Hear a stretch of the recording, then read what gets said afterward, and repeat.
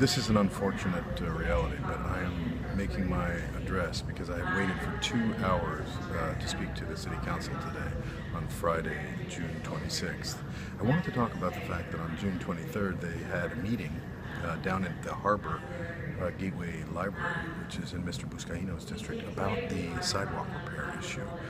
It is one of several meetings. I requested more meetings. I don't know if it was related or not. They've added a number around the city, but it's my feeling that a subject like that, that's so important about the ongoing settlement with Willett's case, that we're going to fix up some of the sidewalk and roads in our district so that disability related accommodations can be made so that people can get around. It's long overdue, and there's an old law from 1911 which Mr. Krikorian is bringing forward to make it so that the residents themselves cover the cost of fixing sidewalks. There's also a fix and release program where if there are tree roots and issues, they will cover the cost, and then it's yours from there forward.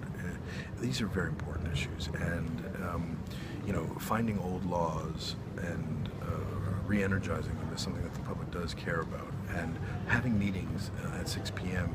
on a Tuesday night in the Harbor is a misunderstanding of what the public wants on these important issues. Today we've spent 2 hours honoring various characters and restaurants. Make me hungry because Gungan and my friends from Studio City were honored, but this is not what our public meetings are for. Had we been publicizing that we were going to talk about sidewalks today, people would come out, especially if you reference that we were going to be charging the public for this long overdue repair work.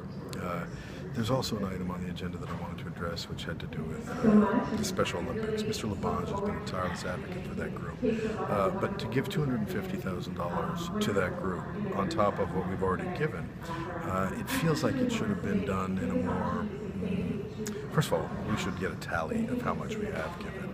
And finally, and I'll send this to Mr. Mike Dundas of the city attorney, I wanted to get a sense of how many legal claims against the city have been related to sidewalks and those issues involving disability crises, because I think it does matter, and I think that as we try to put the burden of fixing up our city on the local residents, there's a reason why we should question that it's 2 years for a commercial industry to fix it, but they've put up a new system where it's going to be 2 weeks for a member of the public who lives in a house with a sidewalk in front of it to get it taken care of, or face a city charge.